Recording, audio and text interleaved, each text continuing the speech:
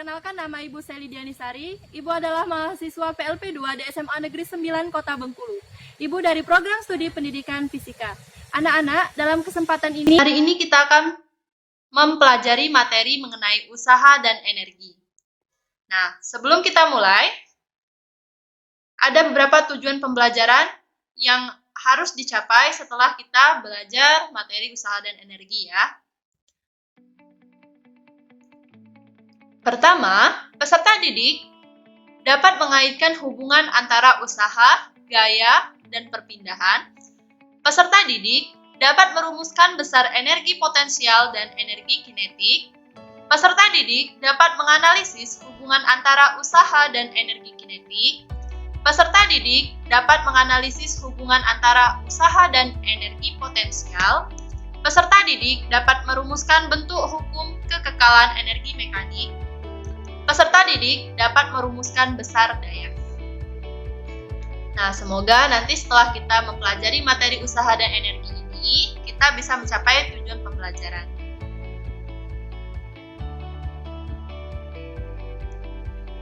Nah, adapun pokok bahasan yang akan kita bahas di sini, pertama kita akan bahas mengenai usaha. Usaha nanti bahasanya akan meliputi pengertian usaha dalam fisika itu apa. Setelah itu kita juga akan mengetahui jenis-jenis usaha jika dilihat dari arah perpindahan. Dan yang kedua, kita akan membahas materi mengenai energi. Nah, nanti kita akan bahas mengenai energi kinetik, energi potensial, dan energi mekanik. Dan yang terakhir, kita akan bahas mengenai materi daya. Nah, di akhir pembahasan materi daya, kita juga akan membahas mengenai contoh soal. Baiklah, kita lanjutkan. Nah, anak-anak, ini ada ilustrasi gambar yang mana seorang siswa laki-laki yang berusaha mendorong meja. Nah, ini ilustrasinya kira-kira seperti ini. Nah, dari ilustrasi tadi dapat kita simpulkan bahwa siswa ini bisa memindahkan meja dari posisi awalnya di sini menuju ke posisi akhir. Nah, dari ilustrasi gambar ini, Ibu punya pertanyaan. Nah, anak-anak, apakah setelah melihat ilustrasi ini sudah bisa mendefinisikan pengertian usaha? Nah, jika sudah bisa, simpan saja jawabannya ya. Nanti anak-anak bisa mengetahui apakah jawabannya itu benar, tepat, ya, dari penjelasan Ibu berikut ini. Nah, kita akan membahas mengenai pengertian usaha. Dalam ilmu fisika, usaha didefinisikan sebagai besarnya gaya yang bekerja pada suatu benda sehingga benda tersebut mengalami perpindahan. Jadi, kira-kira apa kaitannya pengertian usaha dalam fisika ini dengan gambar yang sudah Ibu tampilkan di depan? Nah, jadi sebenarnya dari gambar itu tadi kita sudah bisa mendefinisikan apa itu usaha dalam fisika. Oke, besarnya gaya yang bekerja pada suatu benda itu adalah gaya yang diberikan oleh seorang siswa laki-laki tadi terhadap meja, sehingga meja bisa mengalami perpindahan. Ya, betul ya. Oke, selanjutnya usaha itu termasuk besaran skalar. Kenapa dikatakan besaran skalar? Sebab usaha tidak memiliki arah, dia hanya memiliki nilai. Usaha itu tergantung pada gaya dan perpindahan. Nah, gaya itu dibagi menjadi dua jenis, yaitu ada gaya konservatif dan ada gaya non-konservatif. Gaya konservatif adalah gaya yang menghasilkan usaha yang tidak bergantung pada lintasan partikel, melainkan hanya bergantung pada posisi awal dan akhir. Nah, contohnya itu ada gaya kolom, gaya gravitasi, gaya listrik, dan gaya-gaya tak sentuh lainnya. Nah, kalau gaya non-konservatif, ini merupakan gaya yang menghasilkan usaha yang tergantung pada lintasan partikel. Jadi kebalikan dari pengertian gaya konservatif ya. Nah, salah satu contohnya itu ada gaya gesek kinetis atau gaya hangat.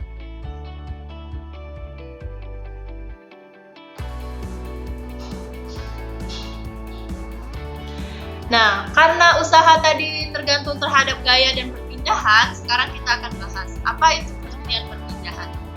Perpindahan adalah perubahan posisi suatu benda dalam selang waktu tertentu dan merupakan besaran vektor. Jadi, perpindahan itu adalah perubahan posisi. Jadi, kalau mejanya tadi tidak mengalami perubahan posisi, berarti mejanya tadi belum berpindah ya. Untuk ilustrasi gambar yang sudah Ibu tampilkan tadi.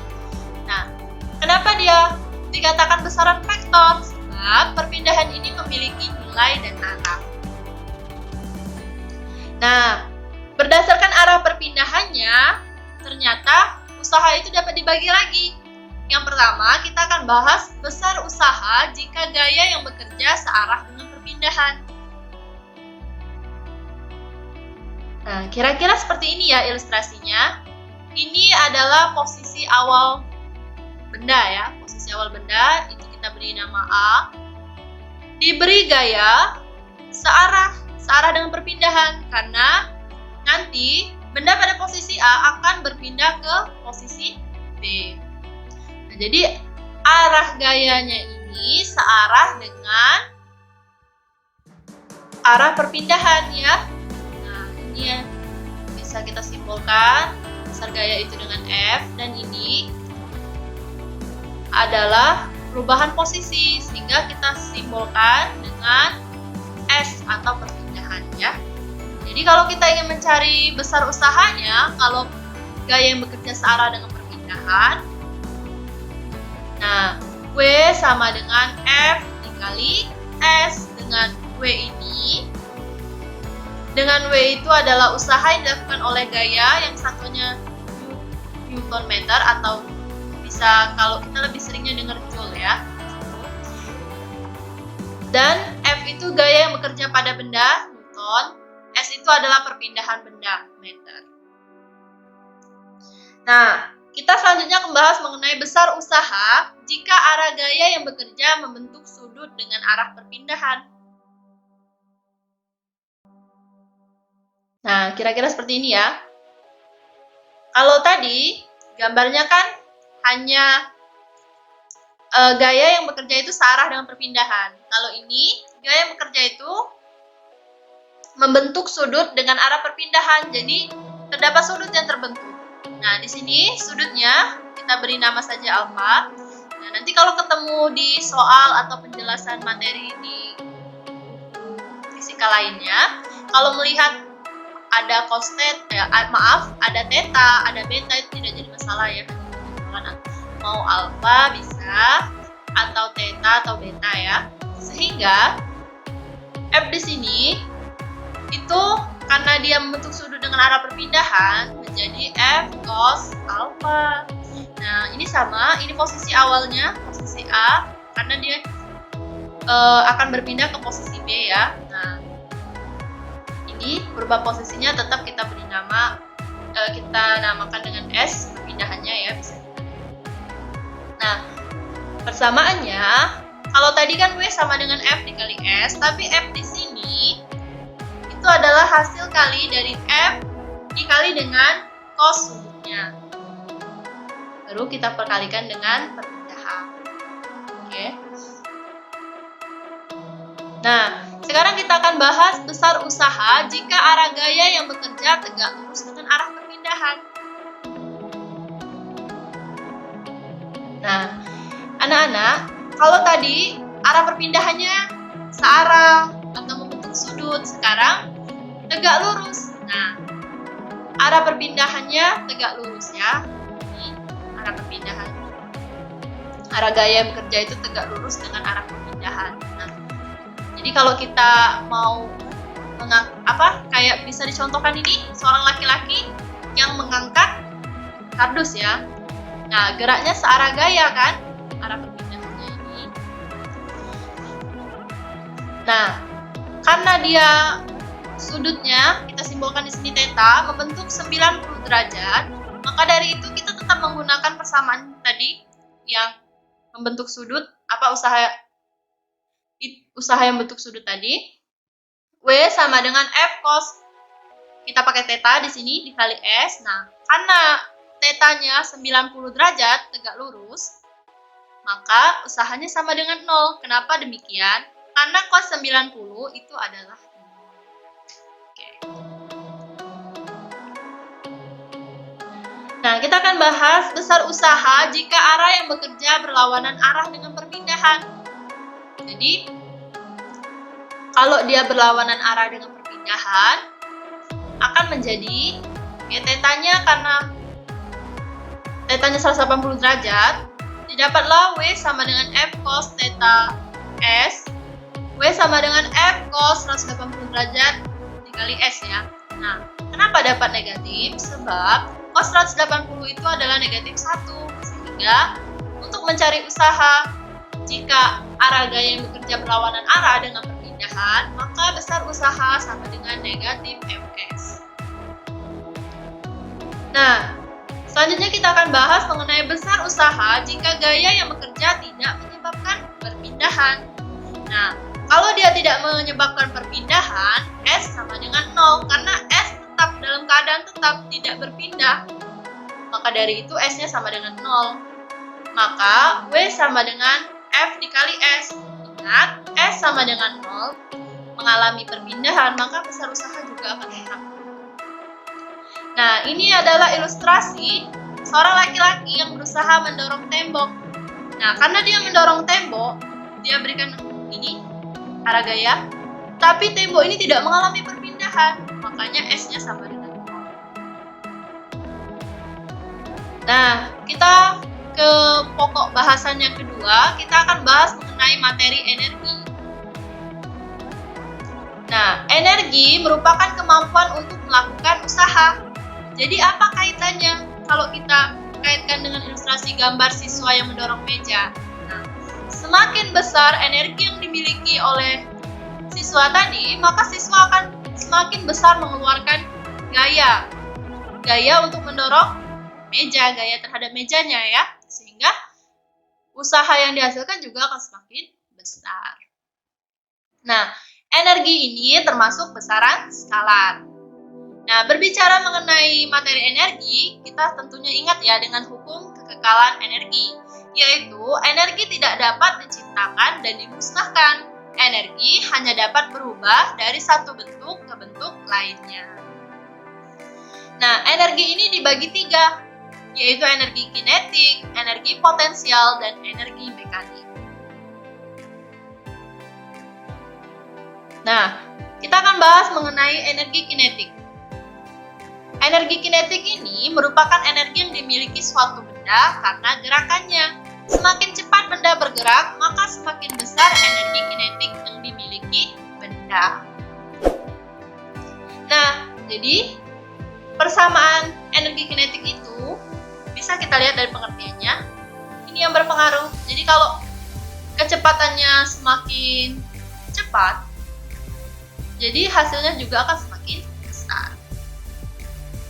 Oke, dengan M itu massa benda yang satuannya kilogram, P itu sama dengan kecepatan benda yang satuannya meter per sekon, EK itu adalah energi kinetik yang satuannya joule. Nah, kalau tadi kita sudah bahas mengenai energi kinetik, pembahasan yang selanjutnya kita akan bahas mengenai energi potensial. Energi potensial adalah energi yang dimiliki suatu benda karena kedudukan dan posisinya terhadap suatu acuan. Energi potensial dapat disebabkan oleh gaya pegas dan gaya gravitasi.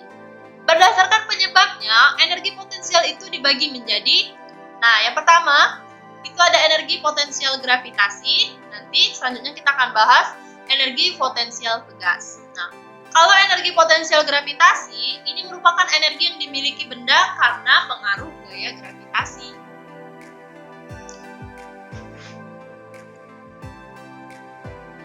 Nah, sehingga persamaannya akan menjadi EV sama dengan mgh. Nah,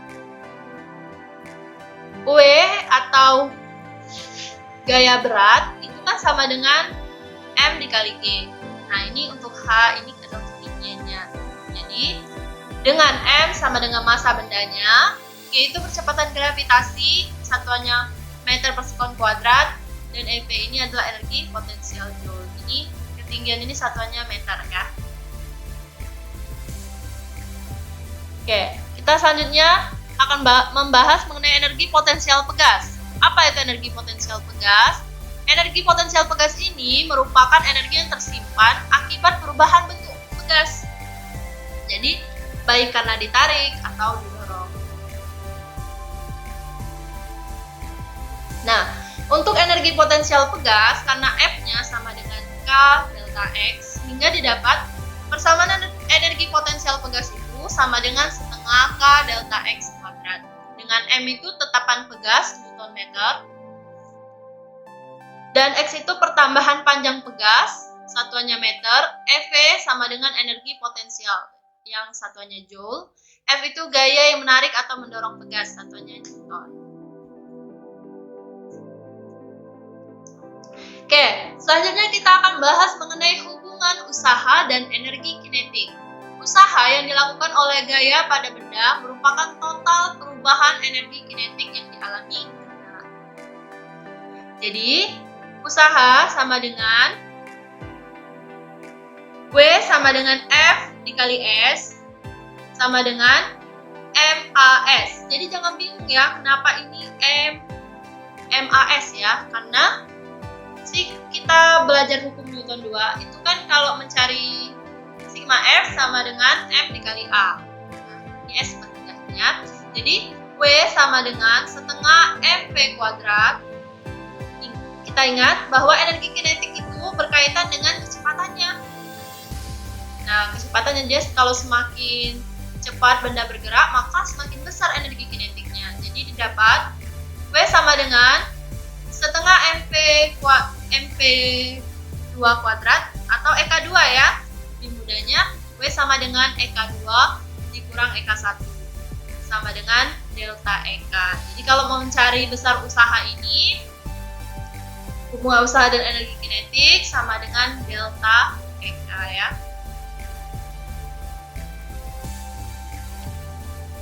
Yang kedua, kita akan bahas mengenai hubungan usaha dengan energi potensial.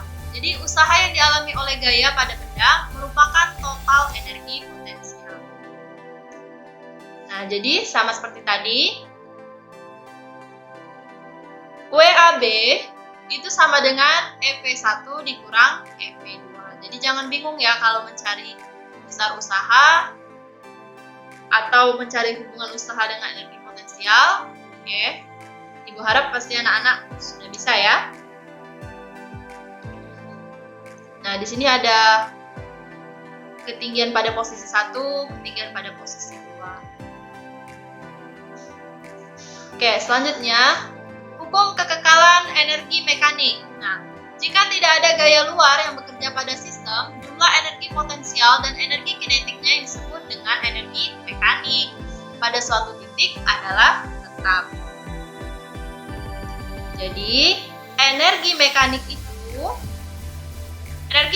A adalah penjumlahan dari energi kinetik A ditambah energi potensial A. Begitupun energi mekanik B sama dengan energi kinetik B ditambah energi potensial B. Nah, ke pembahasan yang terakhir kita akan bahas mengenai materi daya. Daya itu adalah usaha yang dilakukan oleh gaya persatuan waktu atau laju suatu benda untuk melakukan usaha.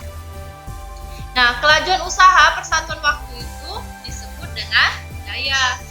Dengan V ini sama dengan daya yang satuannya watt, W itu sama dengan usaha yang satuannya joule, dan T itu sama dengan waktu yang satuannya second.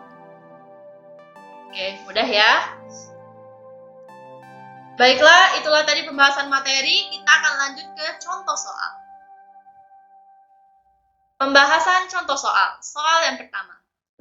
Sebuah benda dengan massa 10 kg berada di atas lantai yang licin. Jadi diketahui massanya sama dengan 10 kg ya.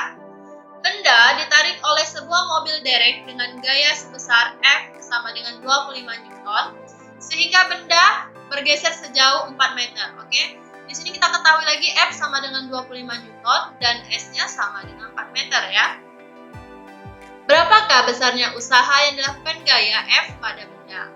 Kita langsung saja pembahasannya. Jadi kita sudah tahu apa yang diketahui, kita tuliskan. Selanjutnya karena ditanya W, kita ingat W sama dengan F dikali S. Karena perpindahannya searah ya, arah perpindahannya searah dengan gaya yang bekerja. Sehingga kita masukkan saja 25 Newton dikali 4 sama dengan 100 Newton meter atau sama dengan 100 Joule. Jadi yang M ini nggak perlu kita masukkan lagi karena memang di persamaannya untuk mencari besar usaha sama dengan F dikali S. Jadi jangan bingung ya anak-anak dengan M yang diketahui. Oke, kita lanjut ke soal nomor 2. Nah, untuk menarik sebuah koper seperti ditunjukkan pada gambar diperlukan gaya sebesar 22 Newton. Oke, ilustrasi gambarnya. Berapakah usaha yang diberikan oleh gaya itu jika sudut antara gaya dengan perpindahan 60 derajat? Nah, jadi ini sudut yang terbentuk. Ini sudut yang terbentuk 60 derajat ya. Nah, diketahui F-nya tadi kan sama dengan 22 Newton. Nah, kita ambil tetanya itu kan sama dengan 60 derajat. Kita simbolkan dengan teta ya. S sama dengan 3 meter. Jadi kita masukkan saja besar usaha karena dia membentuk sudut. W sama dengan Fs cos theta. Oke. Jadi kita masukkan. Jangan bingung ya dengan penulisan persamaan ini. Kenapa tadi F-nya cos theta dikali S kok ini berubah? Gak apa-apa ya, karena memang kan dia sama ya. Jadi hubungannya itu sama. Nanti walaupun F cos theta kan tetap dikali dengan S nantinya. Jadi gak apa-apa kalau ditulis seperti ini ya. Jadi kita masukkan. Jadi kita masukkan 22 Newton sama dikali 3 meter dikali cos 60 derajat. Oke. 22 dikali 3 kan 66 ya. Cos 60 itu sama dengan 0,5 atau setengah ya. Sehingga didapat besar usaha sama dengan 33 Joule.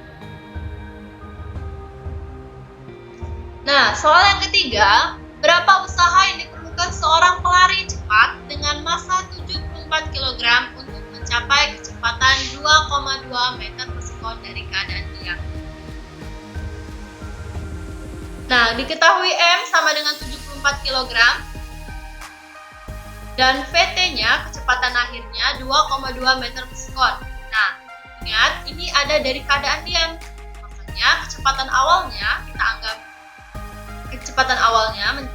kita simbolkan V0 ya. V0 itu sama dengan 0. Nah, ini apa? Pada materi hubungan usaha dan energi kinetik. Jadi, W sama dengan setengah M VT kuadrat dikurang setengah M V0 kuadrat. Didapatlah nanti besar usaha sama dengan 180 Joule. Oke, soal selanjutnya. Benda bermassa 2 kg jatuh bebas dari ketinggian 20 meter di atas tanah. Tentukan usaha yang dilakukan gaya berat benda tersebut pada saat mencapai tanah. Oke, kita langsung jawab. Diketahui M sama dengan 2 kg, H0 sama dengan 0, dan HT atau ketinggian akhirnya itu 20 meter ya. Kalau H awal tadi kan 0 ya. Nah, gaya gravitasi buminya itu kita ambil 10 meter per sekon kuadrat.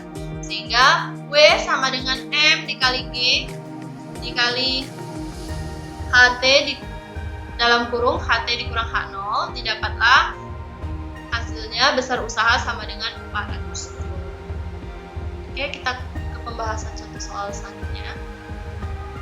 Sebuah pegas memiliki konstanta pegas 2 dikali 10 pangkat 2 Newton meter. Jika pegas tersebut ditarik hingga bertambah panjang 20 mm, berapa besar energi potensial pegas sebelum dilepaskan? Oke, anak-anak bisa lihat gambarnya ya. Nah, diketahui konstanta pegasnya 2 dikali 10 pangkat 2 Newton meter dan delta X perubahan panjangnya itu dari 20 mm sama dengan kita konversi ke meter ya, jangan lupa menjadi 2 dikali 10 pangkat negatif 2 meter ya. Jadi kalau ditanya energi potensial pegasnya, kita ingat saja EP sama dengan setengah K delta X kuadrat. Kita masukkan saja. Setengah 2 dikali 10 pangkat 2 dikali dengan delta X kuadratnya kita kuadratkan 2 kali 10 pangkat negatif 2 dapat EP sama dengan 4 dikali 10 pangkat negatif 2 Joule.